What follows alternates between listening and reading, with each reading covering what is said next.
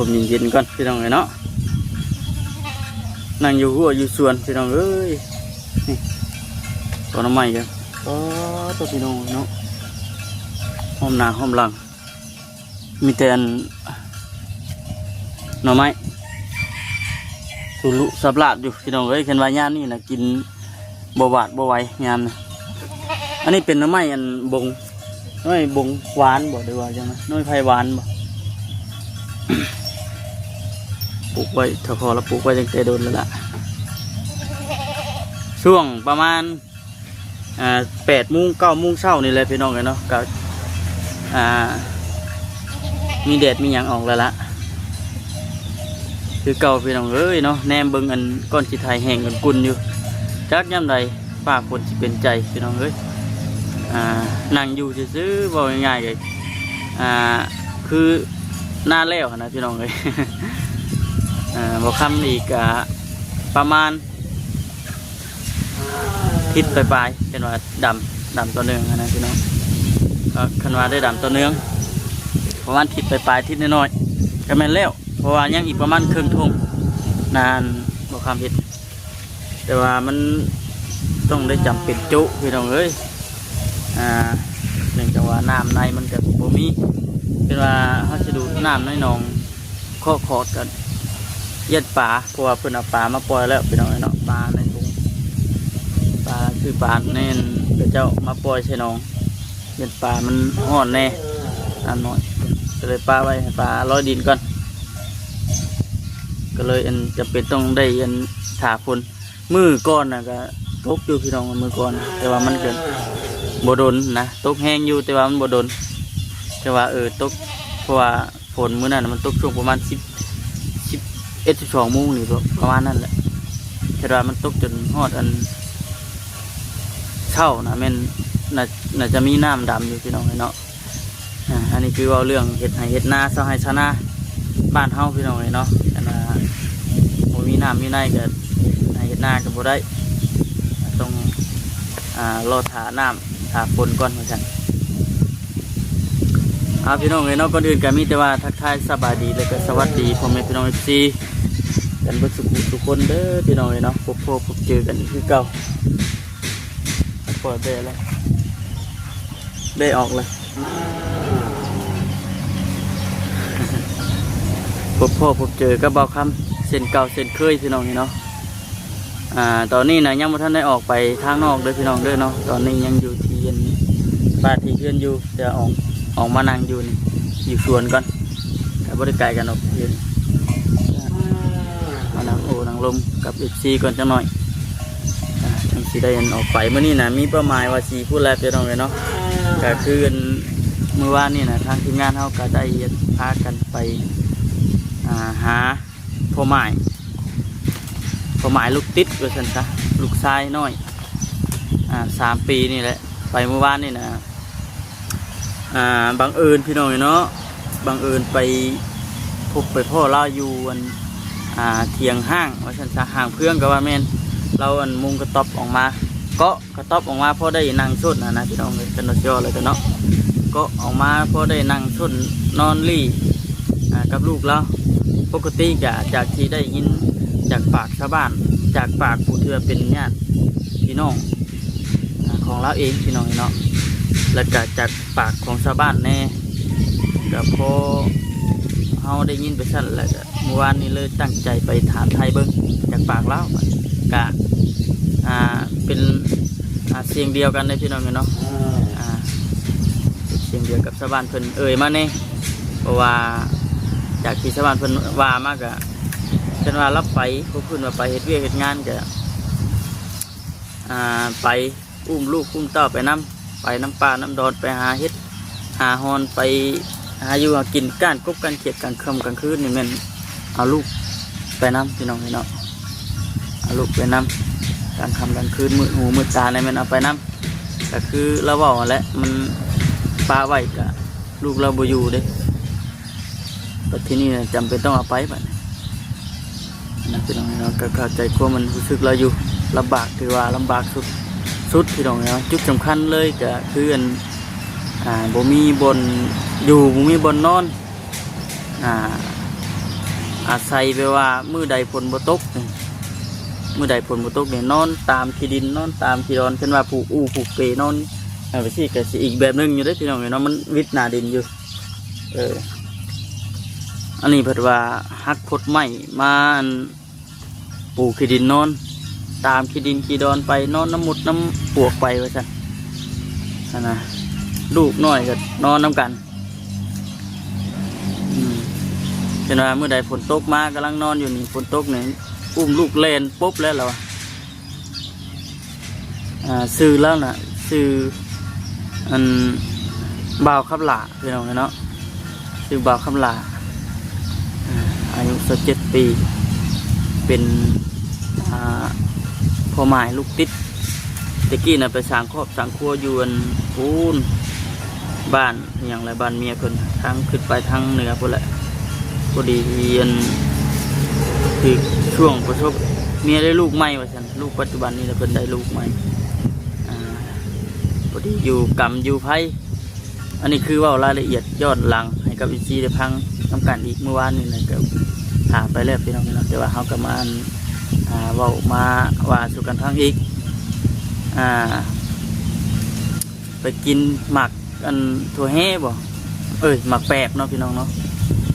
ไปกินหมักแปบเมียแล้วนะไปกินหมักแปบเลยพิษกรรมไปจ้ะก็ได้จักมือจักวันแหละเพิ่นว่าเมื่อวานเนี่ยว่าเขาก็ลืมเลยพี่น้องเนาะกะสิประมาณ10 ปลายมือนี่จ้ะประมาณนั้นแล้วก็คือจีนลองเบิ่งอะไรเนาะแต่ว่าปัจจุบันนี่ก็คืออาศัยอยู่ร่วมกัน2 คนพ่อลูกพี่น้องเนาะหลังจากที่ว่าเมียสูญเสียไปแล้วก็ได้ขึ้นตามมาบ้านเกิดเมืองนอนพี่บัดพอกลับมาบ้านเกิดเมืองนอนแล้วก็โบหูอีนงอีเนงอย่างนะแต่เราสิเว้าเนาะโบจักหน้าโบจักลังยังโบจักยังเลยว่าดินดอนตอนหญ้าพ่อกับแม่นี่ทั้งญาติผู้ทางกันเป็นแม่นะได้ขายให้คนอื่นแล้วว่าจังมาก็เลยบ่มีบนอยู่บ่มีบนเศร้าไปหาโคส้นโคเศร้านั้นมันให้หน้าตากล้าไปโคส้นน้ำเชียงให้เชียงหน้าสะบ้านนะส้นก็แปลว่ามันโบเป็นรักเป็นแรงเรียกว่าโมมีทีมีทางนะพี่น้องส้นแบบโบเป็นรักเป็นแรงแบบอาศัยไปเลยๆโบจักจุดแล้วก็ว่าแม่นว่าท่านซะไปหาบนนี่แบบบ่พอคนบ่มีจุดนะพี่น้องเนาะเมื่อวานนี่นะบังเอิญพี่น้องเองคือมือก่อนนะแม่นบ่าวคำบ่จิตเข้าไปหาเล่านะแม่นอยู่เถียงญาติห่างๆของเราเนาะอยู่ไกลเติบจะมือวานนี่เรามาขอสดน้ำเขา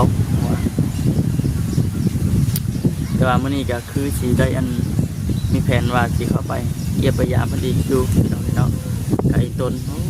แต่อีต้นเราอยู่พี่น้องเลยลูกมันยังน้อยอยู่เห็นว่าเพื่อนว่าไปเฮ็ดเวียกเฮ็ดงานไปเฮ็ดเวียกเฮ็ดงานให้หมู่ให้ครูไปน้ำมูน้ำครูก็เฮ็ดเวียกกับโบเต็มที่บันไดว่าซั่นพี่น้องเนาะนี่คือตามที่เราบอกมาอีกอย่างกับจุดอันที่ว่าสำคัญนี่ก็อันทางชาวบ้านพูดว่ามาก็ว่าสมมติว่าไปเฮ็ดเวียกเนาะประจักว่าเพื่อที่ให้เท่าใดขอเพียงได้กินนะพี่น้องเนาะเป็นว่าเพิ่นบ่เอาเงินให้ก็แบบว่าเพิ่นให้กินข้าวน้ำก็ถือว่าบ่ได้เอาอย่างนะพี่น้องคือเราไปเฮ็ดเวียกนะขอเพียงแต่ว่าได้กินเพราะฉะนั้นจ้ะรุ่นกันอีกว่ามื้อนี้เฮาสิไปพ่อเราอีกบ่หรือว่าในใดจะหน่อยนี่แหละพี่น้องเราสิไปเยี่ยมไปถามเบิ่งอีกคือไปถามไทยเบิ่งก็ยังบ่ทันได้มีหยังหรอกพี่น้องเนาะก็มีแต่ว่าภาวนาให้มีทางผู้รักผู้ใหญ่ผู้ใจบุญว่าซั่นซะเบิ่งพิจารณาเบิ่งน้ำกันนั่นแหละพี่น้องเนาะว่าเป็นยังไงแน่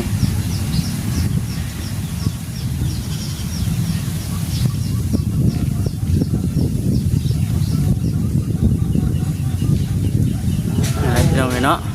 ช่วงบรรยากาศช่วงนี้ก็ถือว่าลมเย็นๆปูนบัดช่วง10 โมง11 โมง10 โมง11 โมงนี่หัวแดดจ้าแล้วพอดีว่าบ่าวค่ำก็อยู่ในสวนนี่ก็นี่เด้พี่น้องเนาะอยู่ข้างหลังก็บ่าวค่ำเลี้ยงปลาพี่น้องเนาะเฮ็ดบ่อปลานี่จีได้เบิ่งน้ำกันเลยเลี้ยงบ่อปลาพี่น้องเนาะนี่เอามาปล่อยแล้วเมื่อวานนี่พากันไปเอาแต่เช้าเลยนี่พี่น้องเลยบ่อปลาบ่าวค่ำเอามาปล่อยแล้ว150 ตัวเอามาเลี้ยงไว้เบิ่งช่วงตอนเช้าตอนแรงพี่น้องเนาะเที่ยวมาเกลือเอาบ่คำเอาปลาดุกพันเลยมาเลี้ยงไว้ติดตามเบิ่งไปในการเดียวบ่คำสีอัปเดตเทื่อละคันเทื่อตอนให้กับอีกทีได้เบิ่งน้ำกันว่ามันไปฮอดจุดใดปลาดุกพันนี่จากที่บ่คำเคยเลี้ยงแต่เก่านี่ก็ถือว่าง่ายอยู่เลยพี่น้องเลยเนาะแต่ว่าบริคุดพี่น้องมาชีบ่คำเลี้ยงแต่เก่าเลี้ยงอยู่นานถ้าพอเพิ่นพุดแต่ว่าเฮายิบแยงแล้วก็เอาลงไว้ในหนองนะพี่น้องเลยมันก็อีกแบบนึงอันนี้เฮาคุดติดตามเบิ่งเด้อพี่น้องเด้อคนคันสีตรงใกล้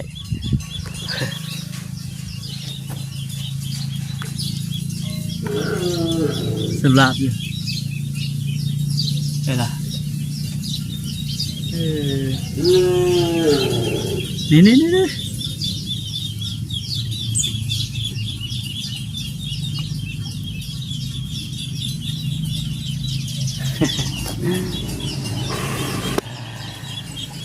ไปจ้ะพี่น้องเลยเนาะคลิปนี้ก็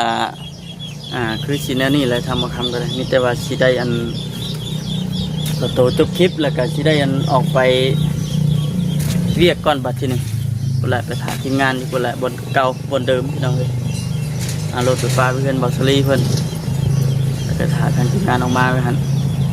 อะไรก็พี่ว่าอะไรพี่น้องไปฝากกดติดตามกดไลค์กดแชร์ให้ในเด้อพี่น้องเด้อเนาะว่าเขามาเบิ่งมาชมแล้วก็อย่าพากดขามโฆษณาออกมาข้ามไปพี่น้องเนาะคือช่วงนี้นะสิได้ไปออกสิได้ออกไปข้างนอกอยู่พี่น้องเนาะช่วงแต่ว่าอีกจังหน่อยจะยันได้จุก็ได้เมื่อใดแปลว่าฝนตกมันแห้งมีน้ำมีแน่ก็สิได้จุพี่น้องเนาะที่บุกบืนดำให้ดำหน้าให้มัน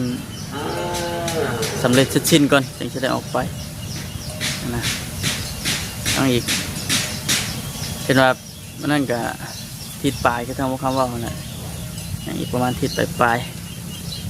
ติดตามเบิ่งไปน้ำกันพี่น้องเนาะไปอะไรก็อยู่ดีไม่แห้งพี่น้องเนาะพบกันคลิปหน้าคลิปต่อไปเด้อพี่น้องเลยสบายดีเด้อ